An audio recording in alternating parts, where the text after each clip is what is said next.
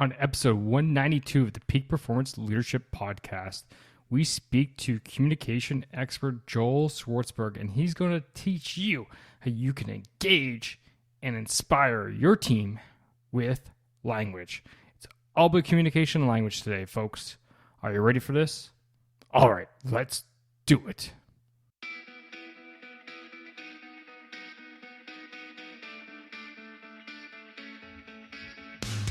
Welcome one, welcome all to the Peak Performance Leadership Podcast, a weekly podcast series dedicated to helping you hit peak performance across the three domains of leadership. Those being leading yourself, leading your team, and leading your organization. This podcast couples my 20 years of military experience as a senior Canadian Army officer with world-class guests to bring you the most complete podcast of leadership going. And for more, feel free to check out our website at movingforwardleadership.com. And with that, let's get to the show.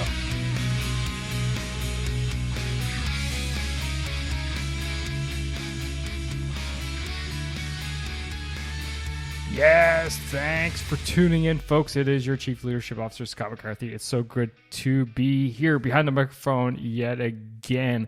And I want to do a shout out to the fans out there. Thank you for checking in. A few of you noticed that my podcasts weren't back on schedule as normal and what was going on and why I hadn't released them. And where's the goods, Scott? So thank you for reaching out and thank you for checking in to make sure all was good. Had a little family thing to take care of, but I am back now and back behind the microphone, getting things back on track for you.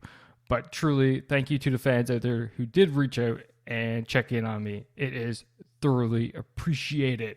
Of course, that is if you're listening real time, which I know thousands of you are. So it's great to have you. And hey, if this is your first time listening, welcome to a great community of leaders who just want to be better. And you know what? I'll throw this out there right now. If you want to upgrade your leadership skills and you want a community to do that with, then come with our thriving Facebook group, Leadership Skills for Managers Who Want to Be Leaders, Not Bosses, right? Because it's all wrapped around the theme of #lead, don't boss. And you can do that easy by going to movingforwardleadership.com/group. And I'll just forward you right to the Facebook group so you don't have to punch it all in. All right, again, that's movingforwardleadership.com/group. So today we are going to be talking with Joel Schwartzberg, who is the author of The Language of Leadership, and the links for his book and everything that he has is in the show notes, of course. So Joel is a communication expert. He's worked with clients such as American Express, Blue Cross, Blue Shield, State Farm, Commodity Central. He is also the current director of strategic and executive communications for a national nonprofit, and he's been a senior level executive multiple times. So he knows a thing or two about language and, more importantly, the communication, how we engage our people, how we inspire them, motivate them, and so on and so forth. We talk about why communicating clearly and effectively is so important, where leaders make mistakes with their communication skills, how you can change your approach based on the audience. And that's super key. It's rule number one of speaking, right? And especially this day and age, because not just audience, but where you are presenting, because how you actually communicate needs to be different in the boardroom as it is different in the virtual world. We also talk about how to be more empathetic and more authentic, how to communicate in that virtual environment, and communicating in just a bunch of different scenarios in general, plus a whole whack more great tools in there. And this theme of communication has been sorely sought after in our Facebook group. So for all you leaders out there in that group, this one is definitely for you. This has been a great interview with Joel. He is, as you would expect, charismatic. He does, make his points clear, and he does get to them quickly. So you're definitely going to enjoy this conversation.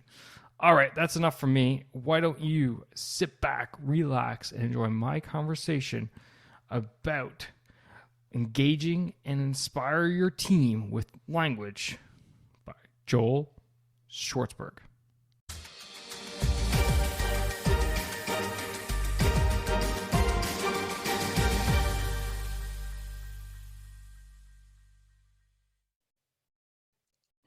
All right, Joel, welcome to the Peak Performance Leadership Podcast. So great to have you here today. Thank you, Scott. It's my pleasure. So we are talking about your book, The Language of Leadership, today, and I'm sure probably other things that will pop out from the questions I have for you.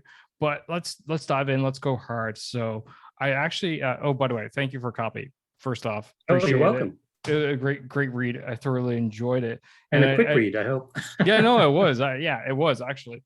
I read it while I was away on a work trip, and it took me no time whatsoever because I had lots of time in the evenings to myself.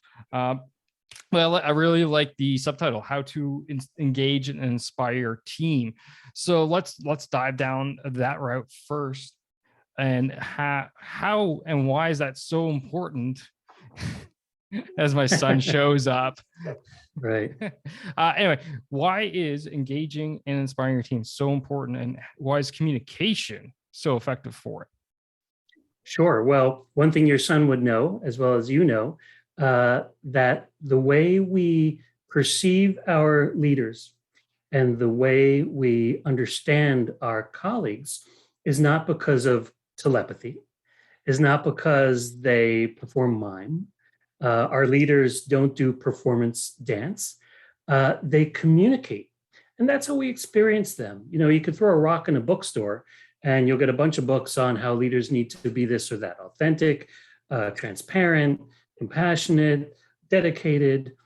But how do their employees and their staff and their colleagues appreciate that? How do they recognize that? It's through communication. And the book I wrote in 2017 called Get to the Point talked about how to make a point, make an effective point. With this book, The Language of Leadership, I wanted to take that world of leadership. And by the way, that means you're a CEO or you want to be a CEO. You're running a corporation or you're running a meeting. Anyone who needs to exhibit sort of leadership qualities, how can they use language and their voice to engage and inspire? And when I talk about language, I'm talking not just about speeches. I'm talking about podcasts and videos and texting and posting, tweeting, all the ways leaders are perceived through communication by their staff. And the only other thing I want to say about it is I chose those two words in particular: engage and inspire, because there are other words we ascribe to great leaders. They're funny, they're knowledgeable, they're charismatic, they're attractive, they're interesting. But if there are two words I think most bring leaders to the impact they want, it's that. They want to engage their team and they want to inspire their team. Those are the 1-2 punches, I think, of leadership communications. No, I couldn't agree with you more. And that engagement and inspiration is truly what drives a team forward. And here at the podcast, we're all about achieving peak performance, right? And I talk about the 3 domains of leadership, and that is leading yourself, leading your team, which is more where we're at right now, and then as well leading your organization, that institution. And you know, the engagement and inspiration goes from your team and bleeds into your organization. Yet we see so many examples out there of how quote unquote leaders just crash and burn, fail epically in their communication style, in the language that they use, in the actions, their conduct, etc. So, why and where are they're making their mistakes here? And, what are some of the, the major pitfalls that leaders listening there right here, right now can go, okay, this is something I need to avoid. I need to avoid this. So I like to break it down. My books, as we talked about, they're short. They're not big philosophies. They're really about nuts and bolts, a lot of do's and don'ts, a lot of tricks, a lot of exercises, a lot of tactics. So here's one that gets to one of the big problems that leaders have when they use communications. And that is that they start with the wrong question. The wrong question is, what can I say? What do I need to say? What do I want to tell my team? This is the wrong question because what is that action? That's putting words out there as if no one is there to receive those words. The ball game is how your team perceives your words, receives your words, and what they do as a result of what you say. So it's not about you saying it, it's about them receiving it. So if the wrong question is, what can I say or what should I say? The right question is, what does my audience, my team, my employees, what do they want and need to know? Now, those are two separate things because what they want to know is usually something they're already aware of. We want to know how we're going to move forward. We want to know what this reorg will mean for my job. But the second, what I need to know, may be something they're unaware of that the leader needs to tap into and understand so it's communicated effectively. Once you understand what your team wants and needs to know, then you work backwards. And then you figure out through my speech or my post or my video, how do I reach that goal of attacking or at least addressing that need and that want? So now you have a goal, right? Versus just a blank canvas. What am I going to say?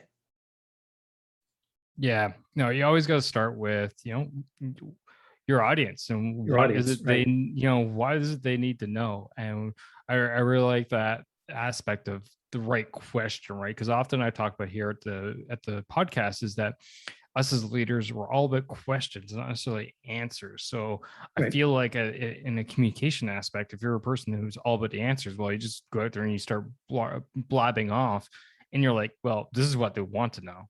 Whereas you're Right. actually thinking, well, just telling them what they want to know versus going, okay, actually sitting there and thinking about, okay, what is it that they need to know, want to know, should know with this current situation? Right. And if you answer yes to this question, your different audiences need to hear different things. If the answer to that question is yes, then you know the approach is all about your audience, not about you. Because if it's about you, you would say the same thing to everybody. But knowing your audience, your team, one could be just the 5 people in the executive leadership team. The other could be the rank and file of your full organization. Those could be 2 different messages. So it's just another reason to focus on your audience and not yourself. Now, that actually brings me up to a question here in my mind is you make a very great point is that certain audiences require a certain style and they require a certain language. So for example, speaking to the board would not be, you wouldn't use the same type of tone, language, et cetera, as if you're speaking to, the shop floor group of men and women who are working. So absolutely. How can leaders go about gauging that, and especially in that middle zone where it gets kind of a little murky, a little gray? Where should they fall towards regarding their tone, their approach, and et cetera, for communicating with their team? You remind me of a story. I worked with a CEO, and she had just become a CEO, and she had delivered a proposal to the board of directors, and they thought, this is great. Please be our CEO. And then she had to give a speech to people who worked in one of the facilities who had to deal with a lot of stresses because they were rebuilding the facilities and there was a lot of work going on there. And her job there was really to tell them thank you for putting up with all this and inspiring them. Well, she thought, well, if my PowerPoint to the board bowled them over, surely these people will also respond just as well to my PowerPoint that I gave to the board with all the data and the vision. And I'll tell you something, Scott, all that group wanted to hear, the rank and file who were in the building, was thank you for your patience. Have we been in reconstruction? I think what we did here in your building is going to help you be more productive and keep me informed about how it is. That's all they wanted. Thanks and inspiration. Instead, they got this 5-point PowerPoint. All right, so how do we understand what to do for that audience? How do we know an audience? And there are several answers to that question, one of which is you can survey that audience ahead of time. Leaders often work in teams, internal communications, HR, what's sometimes called people teams. Run some surveys. Use some people who work there. Pick out some people who are leadership or sub-leadership in that group. Say, what's going on there? What do they want to hear from leadership? What do they need to hear from leadership? So it's not guessing as if it'll come to me what that audience needs to hear. Do the work. Ask people what they most want to hear, what they most want to know. Tap into what individual people are talking about. And, I know some CEOs who do things like breakfast or lunch with the CEO. There are actual programs where they can hear on an ongoing basis what's going on. Because the truth is, and Scott, you were getting to this, you can't match what that team wants and needs to know unless you know what they want and need to know. Because it's, leadership is not about guesswork. The same way you would rely on data to make a strong point about what to do in the fourth quarter, you need information to make the right decision about how to match your communication to the wants and needs of that community. That's awesome. And you know what? I think this is a great point to throw out a very tactical tip for the leaders out there, especially all the new leaders, because there's a whole lot of new leaders listening to this show.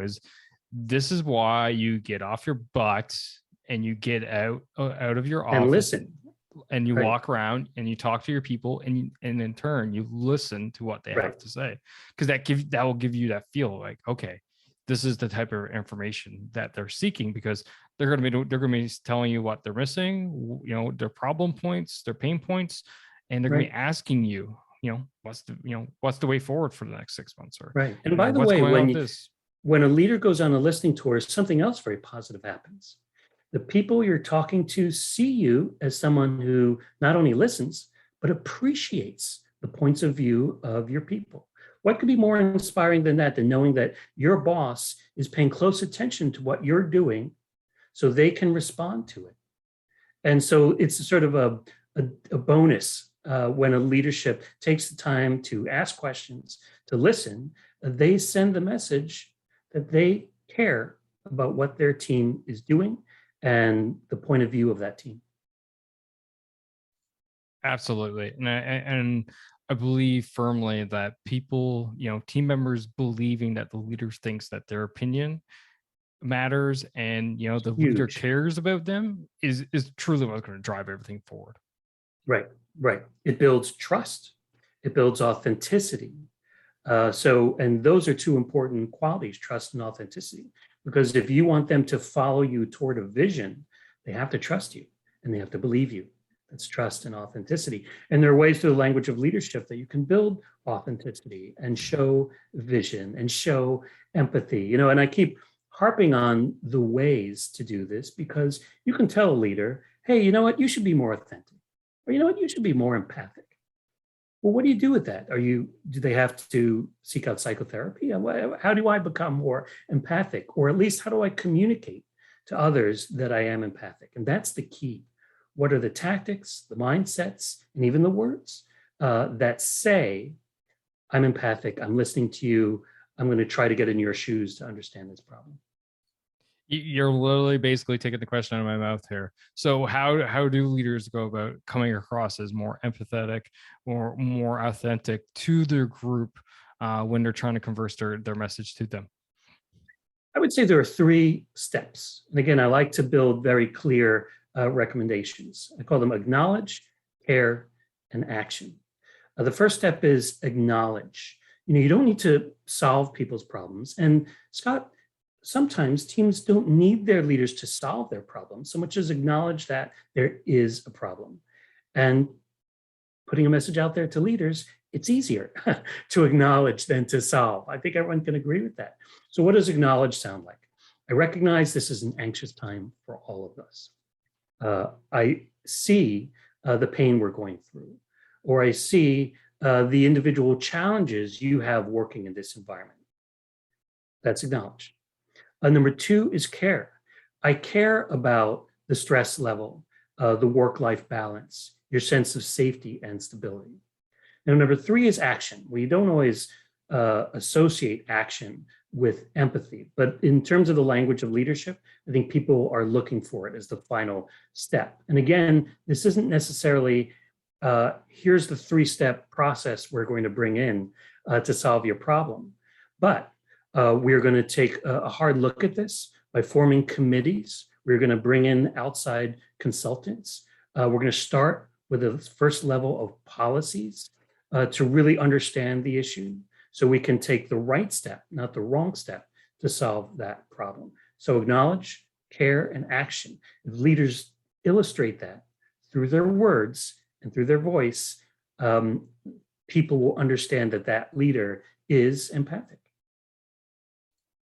I really like that, especially the last part, the action part, because I think nothing destroys authenticity than someone who says, "Oh, yes, I understand you. Yes, I feel for you. Yes, we need to do something about it." And then nothing. And then right, and then nothing. It's right. It's a promise that's not followed up on. And by the way, Scott, language of leadership is also about words, and I want to share two magic words when it comes to empathy, and it's this: rest assured.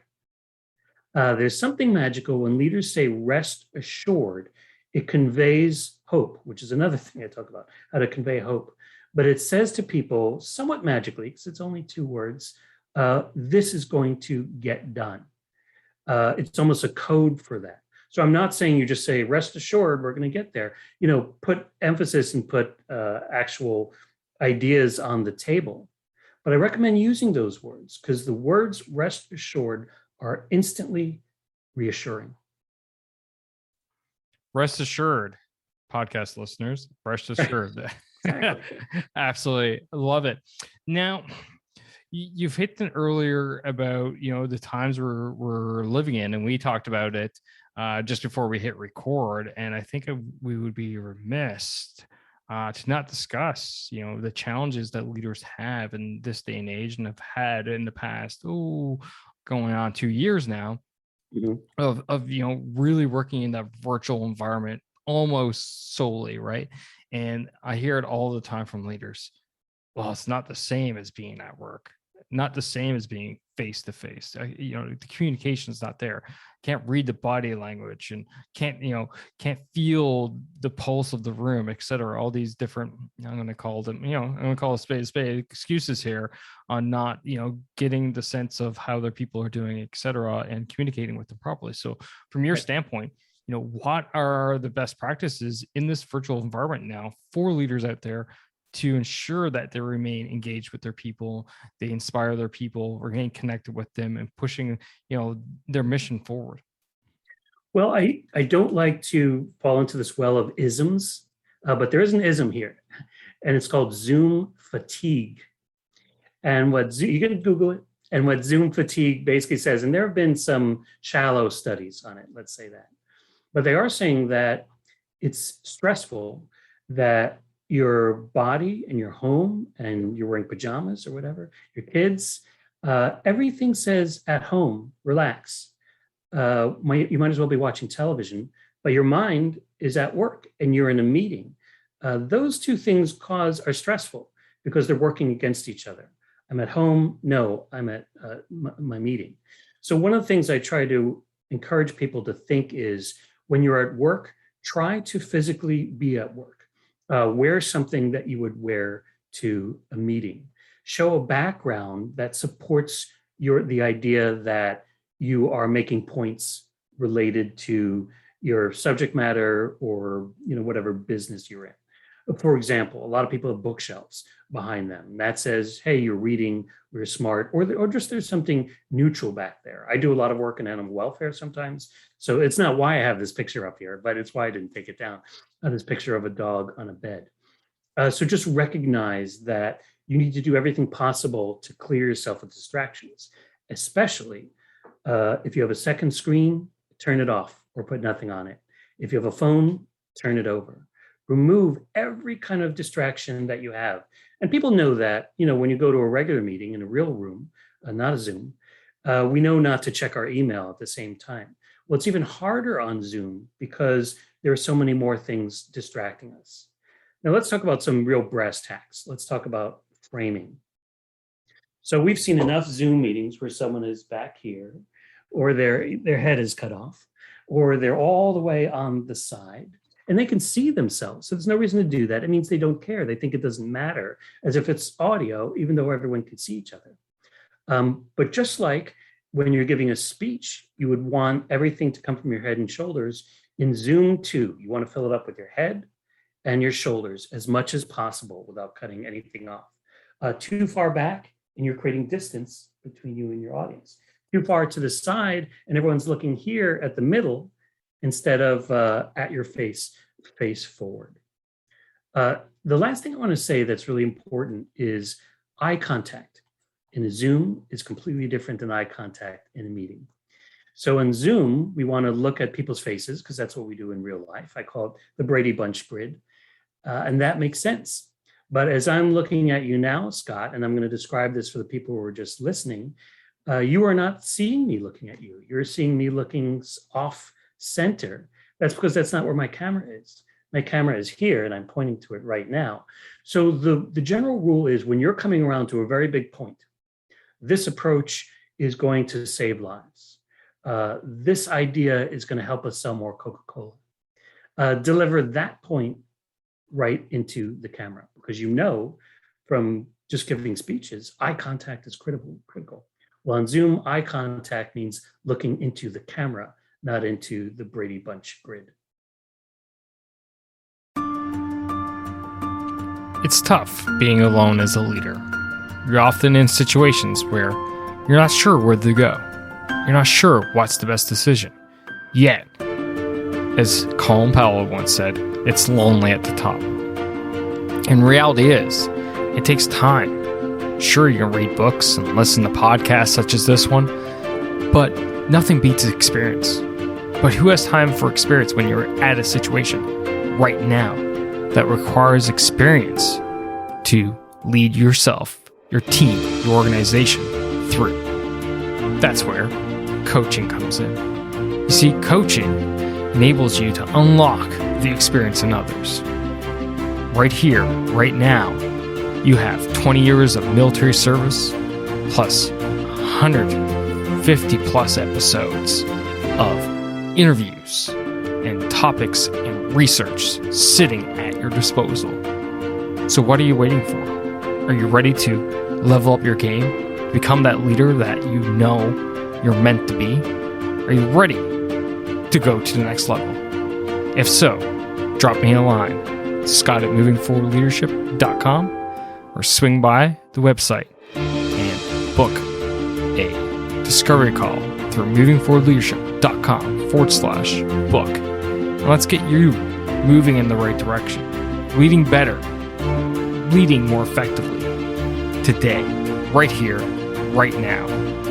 Starting off with leading yourself. And then let's focus on how you can build your high-performing team to drive your organization's output higher, faster, harder today. Not next week, not next month, but today. All right, folks, that's it. Now let's get back to the show.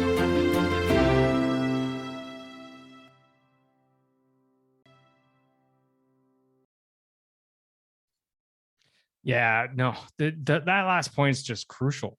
It's so actually so hard to do, and It is difficult, yeah, because it's a cold black dot, yeah. Yeah, exactly. You're just looking into this random little box that's hooked Right on the top of my monitor here. Although I see you at the periphery of my eye, but you're right though, because that's how it comes across to the listener, and that's what matters the most. Right. And so how can we help people look to the camera? One thing I always say is if you have a Zoom screen or you have notes, push that as high up on your monitor as possible so that between your camera and your notes, or your camera and your PowerPoint, you're only moving your eyes. This is the rule of thumb. Have them close enough to where you're only moving your eyes to move from camera to PowerPoint or camera to notes, not moving your head or your neck as if watching a tennis game. Because looking away, you're breaking a connection with that audience. And by the way, when you're in a Zoom meeting, guess what? You don't really need to look at yourself. And guess what? You don't even really need to look at everyone else. Sometimes that'll throw you off. When someone in your audience is looking to the side, you may think, oh, they're bored with me. But actually, the puppy in their room is doing something distracting. That's why they're looking. It has nothing to do with you as a presenter. So something I always say to the CEOs, if you have notes or you have a PowerPoint, go ahead and cover the Zoom screen with that. Nobody's going to miss you not looking at the Brady Bunch because they don't know you're not looking at the Brady Bunch. In so doing, you have two things to look at and two things only, your camera and your notes, camera and your notes. then present into the camera, and it'll have the ultimate impact, even though you never looked at yourself or your audience. Where does having someone to help you with your speech or your presentation come into play? So I liked what you talked about, i.e., covering up the screen with your notes or your presentation, not necessarily looking at the Brady Bunch as you like to say it. Well, someone might be there like, hello, question, Right. question, but you're not seeing them obviously, because one, you got the video covered, and two, they're muted, so you don't see them with their Right. hand up. So By how and do you get large, around that? yeah, in a Zoom meeting, by and large, you set the rules ahead of time. I'm going to take Q&A afterwards, or please put any questions in the chat. Then you could have the chat screen moved to the side so you can keep an eye on that. But in the very sophisticated meetings, other people may be watching the chat for you, recording those questions so that in the 5 or 10 minutes you have Q&A at the end, that person can say, all right, this question came in from chat earlier. You have someone actually looking through those questions to create a sort of room of questions that they can ask you. So set the stages of that Zoom meeting so that things are happening when you mean for them to.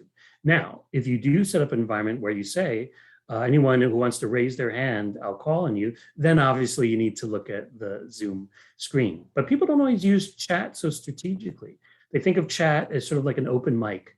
All right, well, someone might say something goofy or talk about whatever, or they'll ask an open question. So what do you think about that? What is someone going to say? Use chat strategically. All right, in chat, if you liked idea 1, please type in 1. If you liked idea 2, please type in 2, or ask a very specific question. I want everyone to write one word that is your response to the video we just watched. Or I want everyone to type into chat one thing they're really proud of that they did in the last month or 2 months during this time of COVID. See, I'm asking a very specific question. So I'm going to get specific answers in the chat, and I'm going to use the chat strategically, not just randomly. And by the way, another quick tip, Scott, and I can't take credit for this. I pulled it from another conference I went to, but I don't know who was speaking. 7 seconds. You know what 7 seconds is? 7 seconds is the amount of time you should wait for chat feedback in a Zoom meeting. Turns out it's another magical thing. We don't have statistics behind this, but if you stick with me, 6 seconds, you're cutting it off too early, and someone was going to ask something or pose something or contribute something they didn't get a chance to. So don't go 6 seconds, but 8 seconds. If you're waiting 8 seconds for a response, that's when it becomes excruciating silence. And somehow someone suggested, and I've done this a lot of times enough to believe it, I'm a believer, you count 7 seconds. So does anybody else have any questions? Or did anyone else want to give feedback? 1, 2, 3, 4, 5, 6, 7. All right, we're going to move on to our next topic.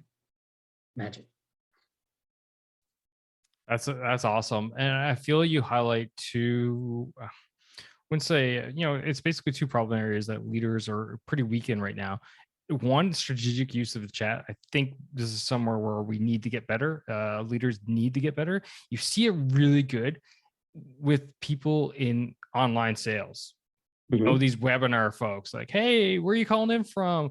Throw it in the chat, and then they'll start doing shout outs. And what they're doing, they're engaging with their audience. Right. Thanks, Sally. I agree with you, blah, blah, blah. Or look what Steve said. That's a wonderful technique to call out things that came through the chat, identify the person, acknowledge them, and to show other people that you want to engage, and that engaging will make the Zoom meeting even more effective.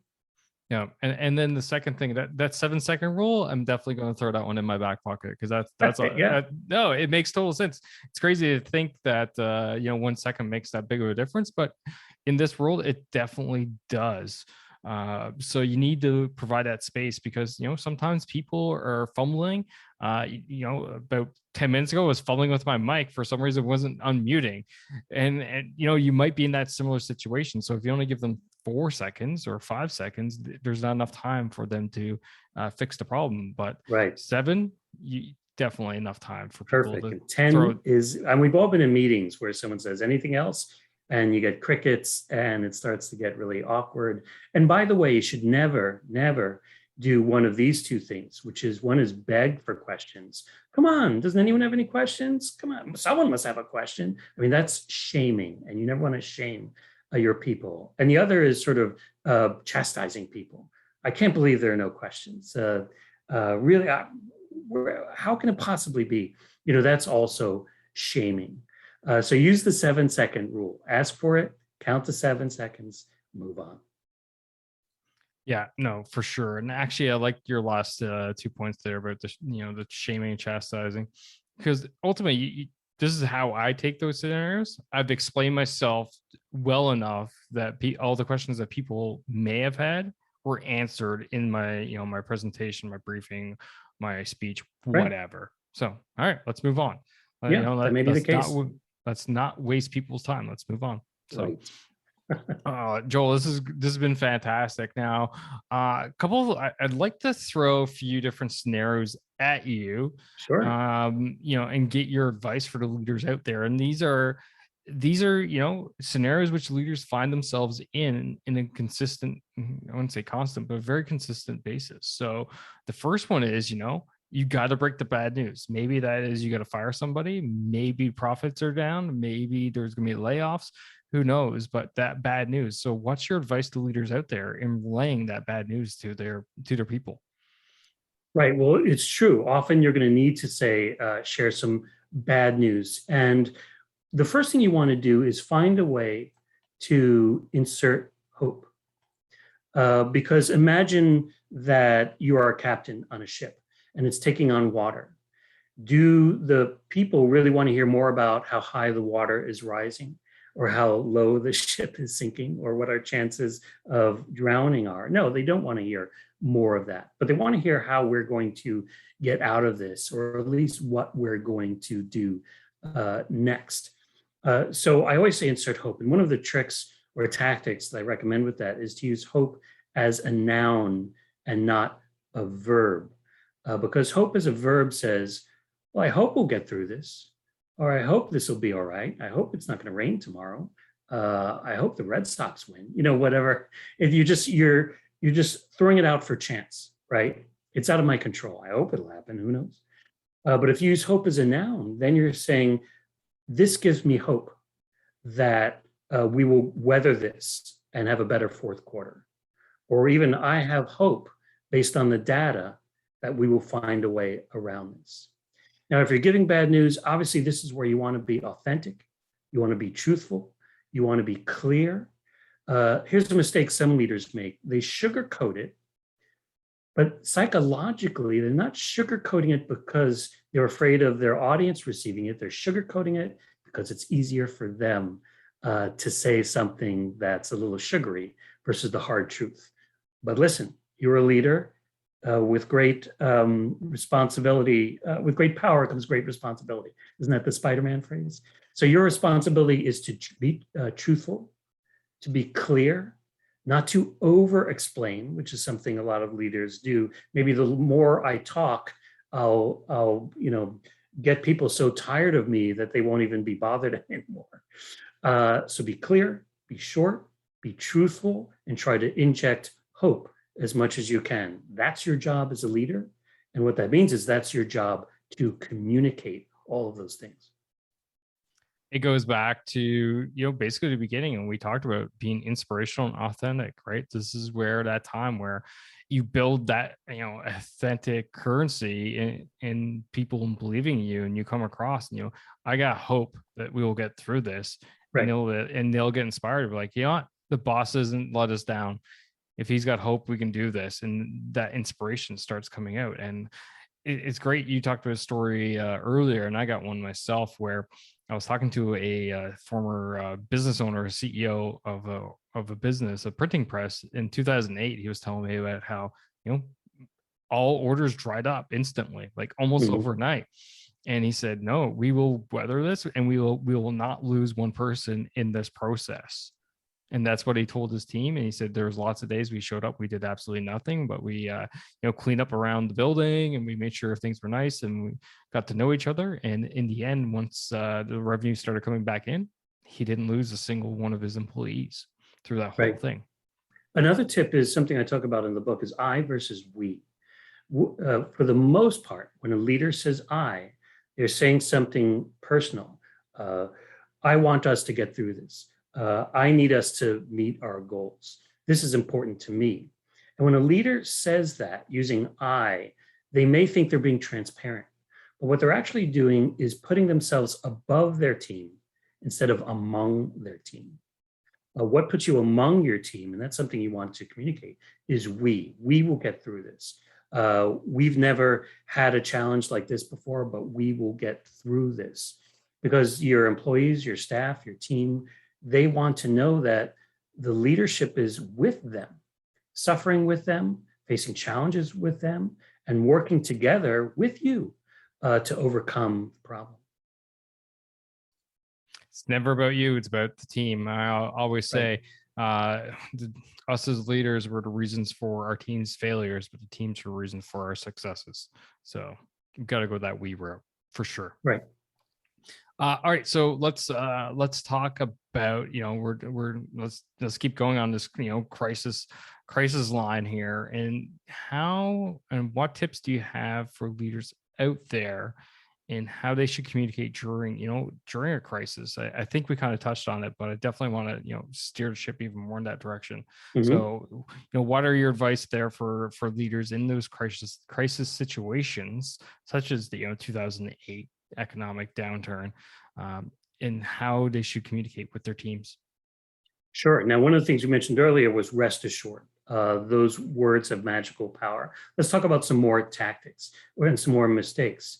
So sometimes a leader will say, well, this has been so hard for me and your executive leadership team. We talked for weeks about this. We didn't get any sleep. We were communicating late at night about this. And they think that it demonstrates a leader's commitment to solving the problem. But all it really says is, I had a tough time with this. This was a difficult process for me. But they're not talking about, what you and I were talking about, Scott, which is what are we going through? What are we going through together? The team is not going to care how much this troubles you as the leader. They want to know what we are going to do to get out of it. So don't focus on yourself.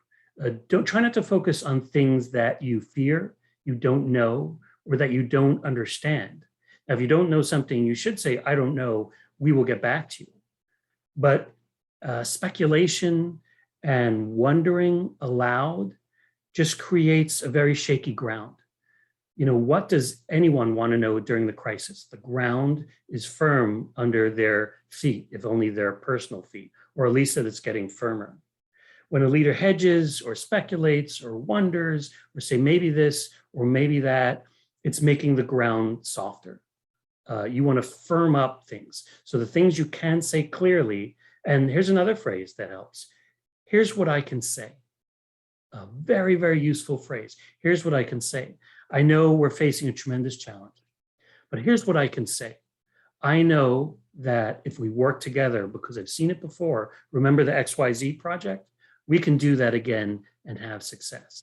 Or here's what I know, or here's what I've seen. Those are great phrases to say, I have faith in you, and I'm going to tell you, just, apart from what the challenge is, what I know personally in my heart. This is what I've seen, and I'm going to trust this, and you should too, especially if you're saying what I've seen is something you've seen from the team. This is where humility comes into play, right? You got to be pretty humble as a leader in these situations, especially the times when you get asked questions where you don't know the answer. I don't know right now, but I'll find out for you and I'll get back to you as quick as possible. Right. And number one is be truthful.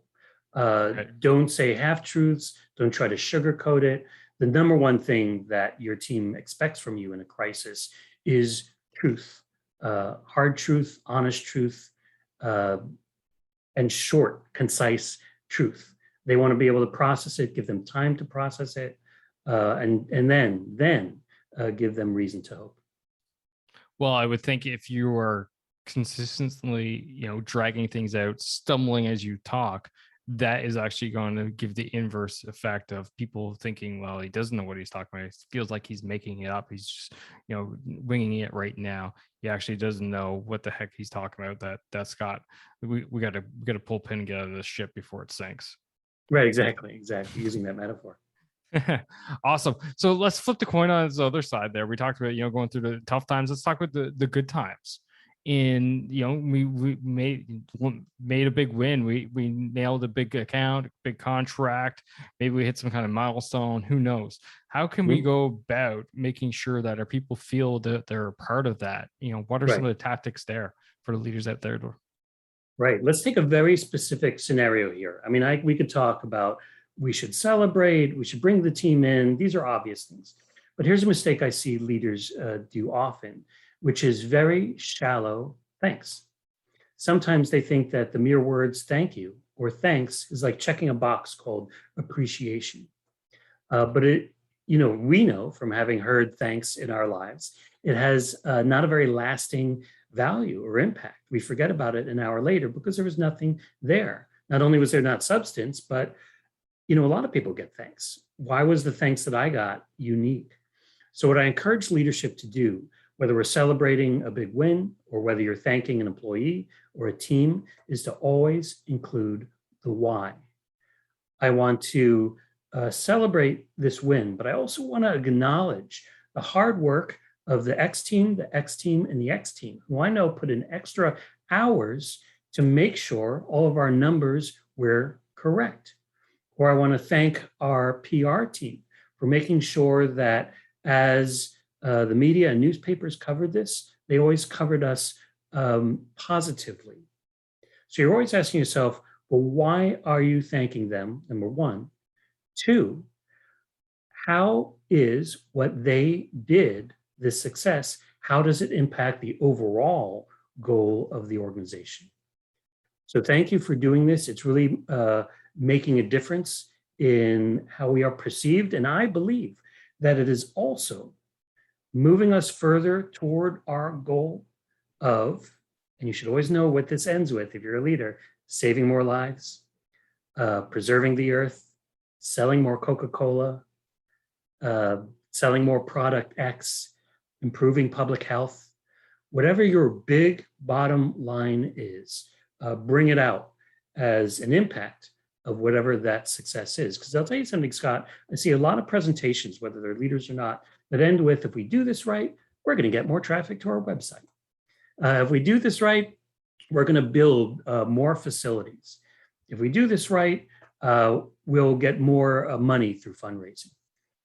And those are never the ultimate goals.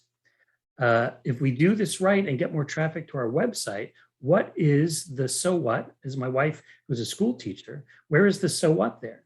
So more traffic comes to our website, so more people buy our product. So more people are aware of this issue and take action to solve it. Always know what I call your highest value outcome and specifically articulate that, not just the medium goal. Oof, I love that. We're doing it because we're saving lives. Right. What is your saving? Not everyone's saving lives, but everyone has a saving lives. You need to know what yours is. Absolutely. Yeah. Wow. That's awesome. Joel, I don't know how we can actually wrap up this show even better than that. So I think I'm just going to leave it there. Let's save lives. Yeah. Seriously. Well, you're talking to a guy who by day is senior Canadian Army officer. So that's where I live. That's where I live. So You're hitting me straight to the heart. And actually, I was briefing. I was presenting to a brand new group of officer candidates for my trade. I asked them, I said, what do we do in the military? What's our purpose? And all kinds of answers. And I boiled it down to them, like, we're here to save lives, folks. That's what we're here for. Right. End of the day. So not to earn medals, but to save lives. Right. That's right. You got it. Joel, this has been fantastic. Truly appreciate you and your time. Before we wrap up, though, I got a couple last questions for you. First Sure. being a question I ask all the guests here at the Peak Performance Leadership Podcast.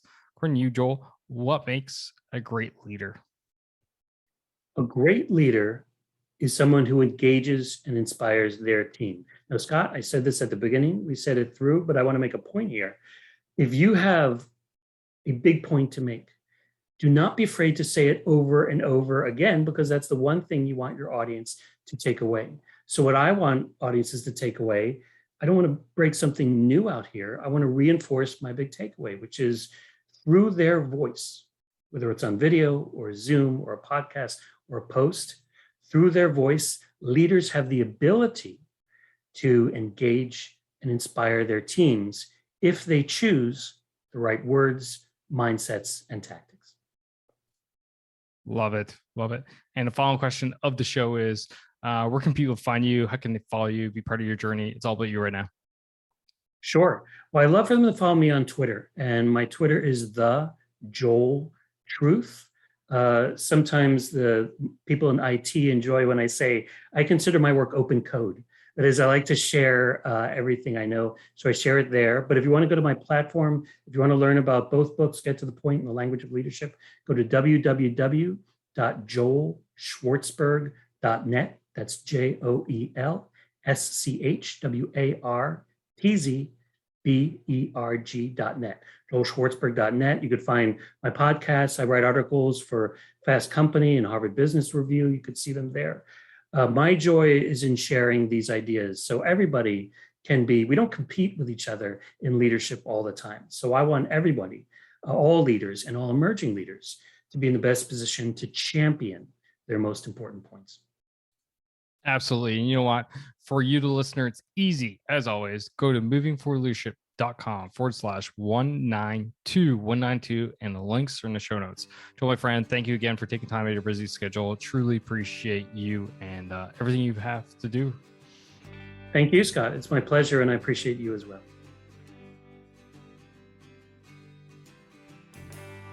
And that's a wrap for this episode, ladies and gentlemen. Thank you for listening. Thank you for supporting the Peak Performance Leadership Podcast. But you know what you could do to truly support the podcast? And no, that's not leaving a rating and review. It's simply helping a friend. And that is helping a friend by sharing this episode with them if you think this would resonate with them and help them elevate their performance level, whether that's within themselves, their teams, or their organization.